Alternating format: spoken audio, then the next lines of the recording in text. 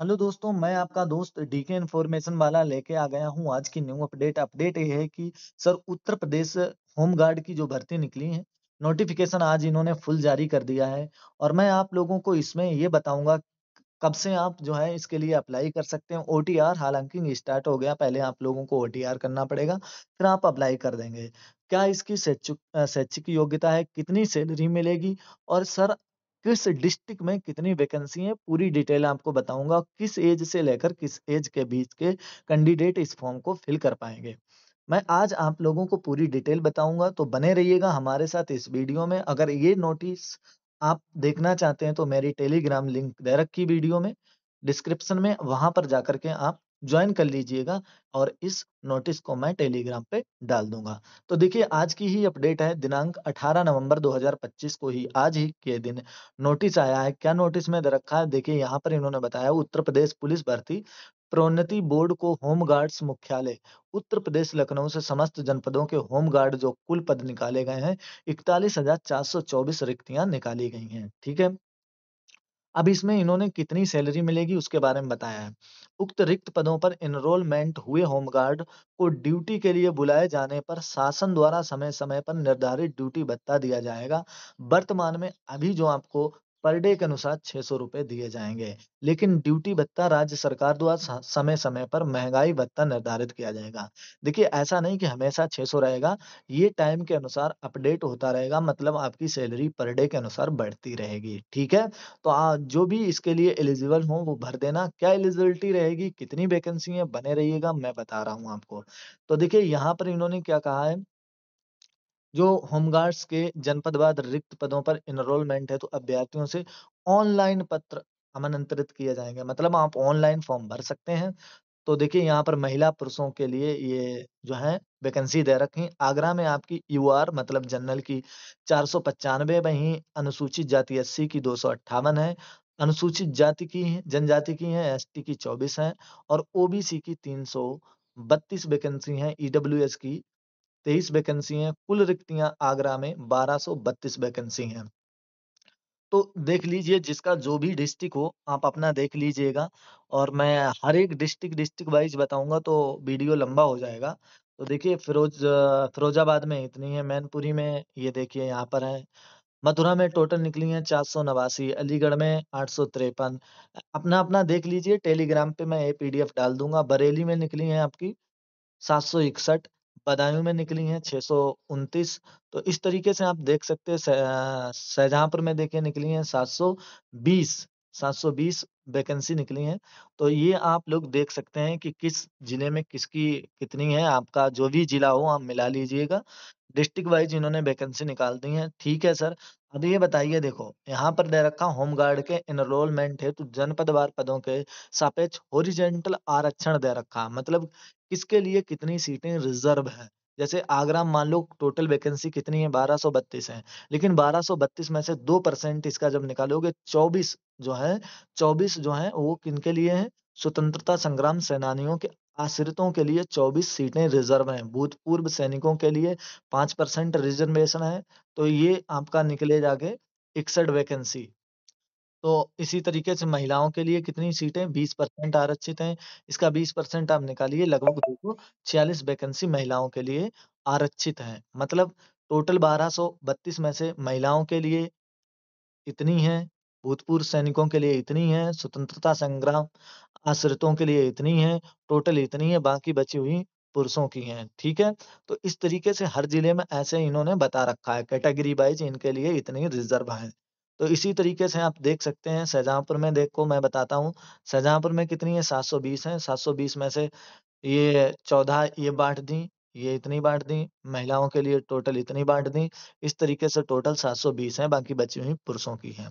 तो इस तरीके से आपकी ये इन्होंने आरक्षित सीटों के बारे में डिटेल दे रखी है। अब सर ये बात बता दीजिए कि जो है कौन-कौन इसमें पात्र होंगे और कब से मैं इसको जो है अप्लाई कर सकता हूँ? तो चलिए बने रहिएगा हमारे साथ, आपको बताते हैं। अब देखो इसमें क्या इन्होंने बताया है, शारीरिक व मानसिक दोष से युक्त दिव्यांग व्यक्ति होमगार्ड के पदों पर के लिए पात्र नहीं होंगे। मतलब जो शारीरिक और मानसिक स्थिति से दिव्यांग हैं, वो इसमें फॉर्म नहीं अप्लाई कर सकते, मतलब एक फिट इंसान ही कर सकता है। ठीक है? अब इन्होंने क्या बताया है देखो, ये शारीरिक पूरी डिटेल दे रखी है। मैं एक-एक पॉइंट पढ़ूँगा, वीडियो बहुत बड़ा होगा, तो इसलिए मैं पीडीएफ अपने टेलीग्राम चैनल पे डाल दूँगा।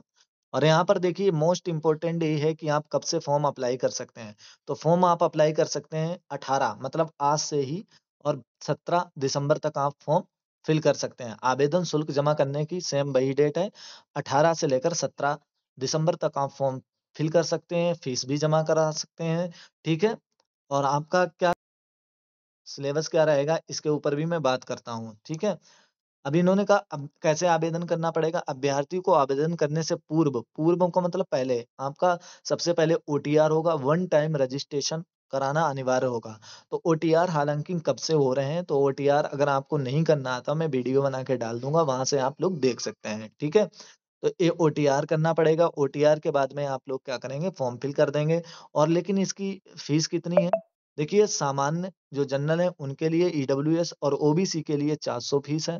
वहीं एससी, एसटी अभ्यर्थियों के लिए 300 फीस है। और यहाँ पर डिटेल भारत का नागरिक होना चाहिए, वो तो ठीक है, आप फीस के बारे में बता दिया। सर सिलेबस क्या होगा? सिलेबस के बारे में बता दीजिए। और हाँ, योग्यता के बारे में क्या राय है? देखो योग्यता क्या माँगी है। योग्यता भारत में विधि द्वारा स्थापित बोर्ड 10वीं कक्षा उत्तीर्ण अथवा उत्तर प्रदेश सरकार द्वारा मान्य प्राप्त समकक्ष अर्हता होनी अनिवार्य है। मतलब मिनिमम 10वीं तो आपके पास होनी ही चाहिए। ठीक है दोस्तों? अब देखो 10वीं होनी चाहिए। यहाँ पर छूट भी दे रखी है। एनसीसी सर्टिफिकेट अगर आपके पास है, सी प्रमाण पत्र है तो आपको 3 नंबर मिलेंगे, बी प्रमाण पत्र है एनसीसी का तो 2 नंबर मिलेंगे, और ए प्रमाण पत्र है तो 1 मिलेगा। अगर भारत स्काउट एंड गाइड प्रमाण पत्र है जिसके पास, उसे 1 नंबर मिलेगा। तो यहाँ पर ये इन्होंने ये सर्टिफिकेट है तो इसके लिए भी आपको अंक प्रदान किए जाएँगे। ठीक है? अब देखिए यहाँ पर ये आयु के बारे में बताया है, इस आयु के बीच में जो कैंडिडेट फँसेगा, भर सकता है। और देखिए क्या बताया है इन्होंने, हाँ, यहाँ पर देखिए सिलेबस क्या दे रखा है, इन्होंने सिलेबस दे रखा है सामान्य ज्ञान, प्रश्नों की संख्या 20 से सामान्य ज्ञान होगा। प्रश्नों की संख्या कितनी होगी? 100। कुल अंक कितने होंगे? 100। कितने घंटे के लिए? 2 घंटे के लिए भाई आपकी ये लिखित परीक्षा होगी। मतलब ऐसे अभ्यर्थी जिनके आवेदन सही पाए जाएँगे, उन्हें लिखित परीक्षा के लिए बुलाया जाएगा और एडमिट कार्ड जारी किया जाएगा। वस्तुनिष्ठ तरीके के आपके केवल एक ही विषय आपका सामान्य ज्ञान पूछा जाएगा, 100 क्वेश्चन, 100 अंक का, 2 घंटे का आपका, जो भी इसे क्वालीफाई करेगा वो होमगार्ड बन जाएगा। तो आप लोग मेरे साथ जुड़े रहिएगा, आप लोगों को मैं इस तरीके की इन्फॉर्मेशन देता रहता हूँ। और जो भी 25% से कम, मतलब 25 से भी 100 में से 25 से कम भी अंक लाएगा वो पात्र ही नहीं होगा, मतलब उसकी कॉपी भी नहीं चेक की जाएगी, ये है। तो इतने तो लाने पड़ेंगे। तो देखो इस तरीके से ओ ओएमआर शीट पे होगा, मतलब ऑनलाइन नहीं होगा, ठीक है? ऑफलाइन ही आपका पेपर होगा, 2 घंटे का होगा, ये पूरी डिटेल यहाँ पर इन्होंने बता रखी है। और देखिए दोस्तों, जब आपको बुलाया जाएगा तो लिखित परीक्षा का जो प्रवेश पत्र होगा, वो इस वेबसाइट से आपको मिल जाएगा। हालाँकि मैं आप लोगों को अपडेट दे दूँगा जैसा ही इसकी एग्ज़ाम डेट आएगी, ठीक है? तो जुड़े रहिएगा हमारे साथ। और ये क्या डिटेल है, जो भी डिटेल है आपको इम्पोर्टेंट जो डिटेल है वो मैं अभी बता देता हूँ। देखिए यहाँ पर शारीरिक मानक परीक्षण दे रखा है। सामान्य अन्य पिछड़ा वर्गों और अनुसूचित जातियों के पुरुषों के लिए न्यूनतम ऊँचाई 168 सेंटीमीटर आपकी हाइट होनी चाहिए। अनुसूचित जनजाति मतलब एसटी के पुरुषों के लिए न्यूनतम ऊँचाई 160 होनी चाहिए। सीना के बारे में बताया है। अन्य पिछड़ा वर्ग, सामान्य अन्य पिछड़ा वर्ग और अनुसूचित जातियों के अभ्यर्थियों के लिए न्यूनतम सीने की जो माप होनी चाहिए 79 सेंटीमीटर बिना फुलाए, और फुलाने के साथ कम से कम आपकी 84 सेंटीमीटर होनी चाहिए, ठीक है? और एसटी के कैंडिडेटों के लिए 77 सेंटीमीटर, फुला के आप कम से कम 82 सेंटीमीटर सीना अपना ले जाइएगा। और यहाँ पर देखिए ये फीमेल के लिए दे रखी है, इनकी ऊँचाई कितनी माँगी है? 152 सेंटीमीटर। अनुसूचित जनजाति की महिलाओं की अभ्यर्थियों के लिए 100, एसटी के लिए महिलाओं के लिए 147 सेंटीमीटर जो है आपकी हाइट है। वज़न आपका न्यूनतम 40 किलो तो होना ही चाहिए। न्यूनतम मतलब 40 से आप नीचे ना हो, ठीक है? इस तरीके की आपको पूरी डिटेल दे रखी है। और आपको अगर फॉर्म भरने में दिक्कत होती तो मैं वीडियो डाल दूँगा, आप वहाँ से देख के भर सकते हो। तो ऐसी अपडेट पाने के लिए मुझसे जुड़े रहिएगा। चैनल टेलीग्राम चैनल को ज़रूर जॉइन कीजिएगा, वहाँ पर मैं पीडीएफ डाल दूँगा। जय हिंद, जय भारत, मिलूँगा नेक्स्ट वीडियो में।